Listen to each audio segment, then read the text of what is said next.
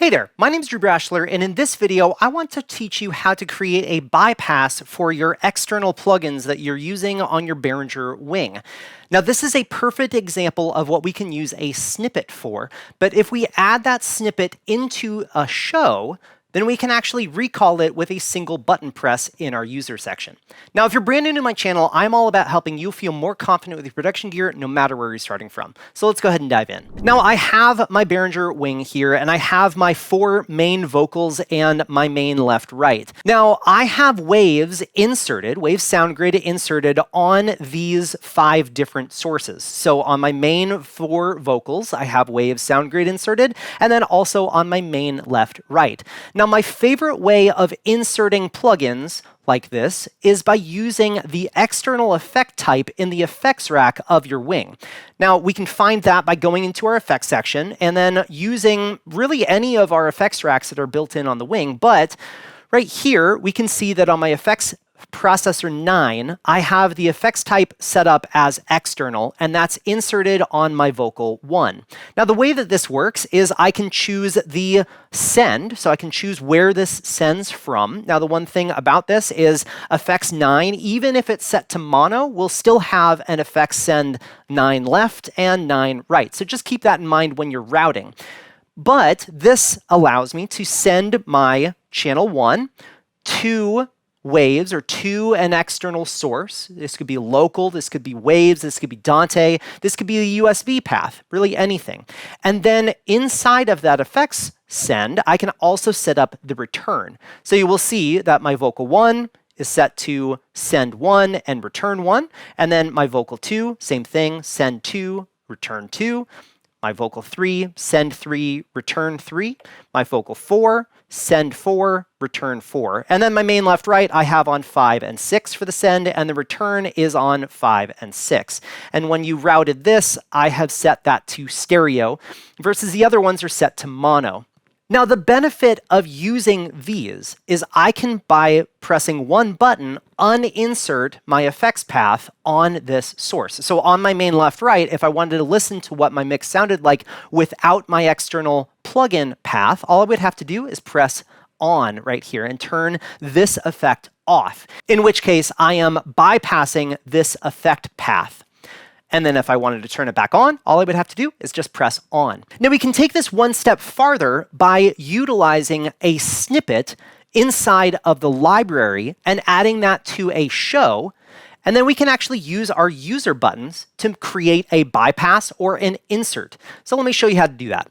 What I'm going to do is I'm going to go to my library, and I'm just going to go to a folder that I want to save this as. And so we can see that I have a folder right here that I have open. Now I'm going to go to show, and I'm going to create a show. And I'm going to call this VST bypass. And I'll press create. Now at this point, I can then go over to my snippets, and I can record the things that I want to have recorded. So what I'm going to do is I'm going to press record here, and then anything that I change on the board, fader positions, mutes, pans, anything that I am actively changing will be put into this record focus. So be careful on what you actually press. So in this case, I'm going to select my vocal 1, and I'm going to go to my insert point and uninsert this vocal. Now, if we go to my library, we'll see that 1 parameter is saved.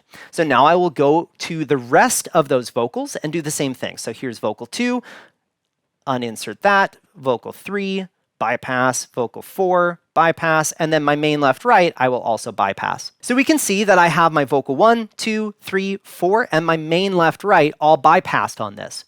So now let's jump back over to the library, and we'll see that 5 parameters are recorded. So what I'll do is I'll press stop. So at this point, this snippet is ready to record and save the settings that these 5 parameters are in currently. So if I go and press save plus add, I'm going to go and put this as VST bypass. And I'll press save. Now what I'm going to do is I'm going to go back to my channels and reinsert those points. So I'll go back to home, select my vocal 1, go to this, and I'll turn on these effects processors again. just like that. So now these are all turned back on. I'll go back to library and then I'll press save plus add again. Now, because this 5 parameters is set here still, whatever I have set these 5 channels to for those insert points being on at this point would then be recorded in this snippet. So when I press save plus add, I'll go VST insert this time. So like that, and I'll press save. Now, I have these 2 snippets that are part of this show. So if I go and press VST bypass and I press load and then confirm, if I go back to my channels, we'll see that those are now bypassed. But if I go to my library and I select my VST insert and I press load and then go back, we will see that those are now inserted on those channels. So now we have these 2 snippets. Because they are part of a show, that allows me to recall on a user button. Now to do this, what we need to do is we need to go back to our library, go to our show tab at this point, and then go find our VST bypass, and I'm going to edit tag, and I'm going to add a #1. And then I'm going to press OK. And then we can see that there's a little #1 symbol on VST bypass. And then I'll go to VST insert, and I will edit tag, and I will add a #2. There we go. So we have #1, #2, #1, #2, same thing. Now, the next thing that we need to do is we need to go and actually pull up our user defined section, and I'm going to now program these buttons. So to do that, we'll press setup twice, and we can see here's my user 1, which I will go to scene recall and select scene #1. And then my other button, I'll go scene recall and #2. And so we can see that now I have this scene 1 and scene 2. And so the next thing I'm going to do is just name these. That way it's not just showing scene 1, scene 2 down here. So I will go and press name, and then I'm going to go and name these.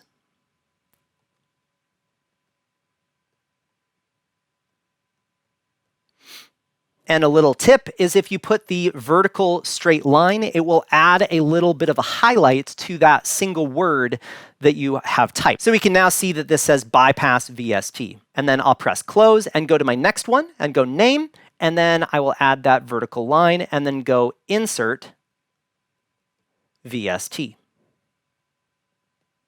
And then the very last thing that I'm going to do is I'm going to add some color to this. So I'm going to add a red for my bypass and then a green for my insert. So we can now see over here that I have a bypass VST and an insert VST. Now at this point, if I go back to any of my channels and I press bypass, we will notice that my effects are now bypassed. And then if I go and press insert VST, they are inserted. Now, this is a great way of setting up your console for being able to bypass those important channels, especially if it's a very important channel like a main vocal or your main left-right. If you happen to have an issue with that network that insert is on, or that piece of gear, or a power failure, that sort of thing, then having this bypass is very important. Now, the other place that we could do this is by using our main alt swap. You know, you could go to your lead vocals and we can go into our routing, and then we can go to our main and pull our main from our, direct inputs. And then we could set our alternate to be directly from our wave SoundGrid. So I will do that real fast for these 4 vocals. And then I would need to go to my outputs and set my SoundGrid to actually be pulling from my local inputs. Like this. Okay, so basically what I've done is I've sent my local inputs, which would be feeding these 4 vocals, directly to my SoundGrid, and then I have set the channels on the alt to pull from my card, which is where wave SoundGrid is. Now at this point, I can basically set the rest of my patching to be whatever it was coming in as, and now I could just create a main alt swap in my user section. So if I go press setup twice, I could program my 4th button to be a global main alt swap, in which case this would then be able to swap those channels between alt and main. Now, you would have to go through all the rest of your channels and either turn them to individually select or global select if you didn't want this to swap them over like that. So this is one benefit of utilizing the snippets. Now, we could also, before we get too far, with the snippets, I can also scope the actual patch. So for instance, if I go to my library and I go to a snippet and I press clear all and then I press record, and then we'll jump back over to our routing. So go to routing, make sure we're on main, and I'm going to pull my sources for these channels directly from Wave SoundGrid. So here's my vocal 1, 2, 3, and 4, pulling from waves. And then we need to set up the outputs from my console going to Wave. So let's go to outputs. We'll pull up our source group of Wave SoundGrid. And right here, we'll do our local inputs where my vocals are actually coming into my board as 1, 2, 3, and 4. So here we can see that I've changed my 4 patches for my main vocals. And then my channels are pulling from that Wave SoundGrid. And then we can go back to library and we can see that 16 parameters are saved here. So what I can do is I can press save plus add, and this would be WSG insert. And we can press save. And now what I'm going to do is I'm going to create another one, but bypass the VST with that Wave SoundGrid. So I will go back to routing, and on my main channel inputs, I'm going to go to unlock and go directly from my local ins of 1, 2, 3, and 4. So we can see that now my 4 main vocal channels are pulling directly from the inputs that they are connected into. And we can go back to library and I can press save plus add, and this will be WSG bypass.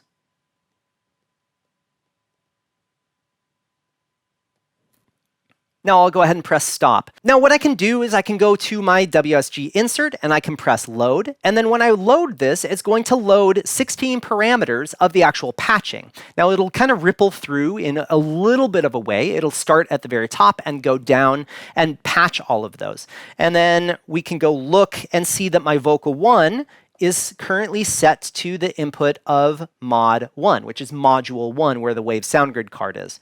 Now if I go to my library and then press Wave SoundGrid bypass and press load, we can go back to my channel and we can see that this is back to local 1. So this is kind of 2 ways that we can utilize a snippet for bypassing our SoundGrid or our plugins or our SuperRack Performer or an external effects plugin, that sort of thing.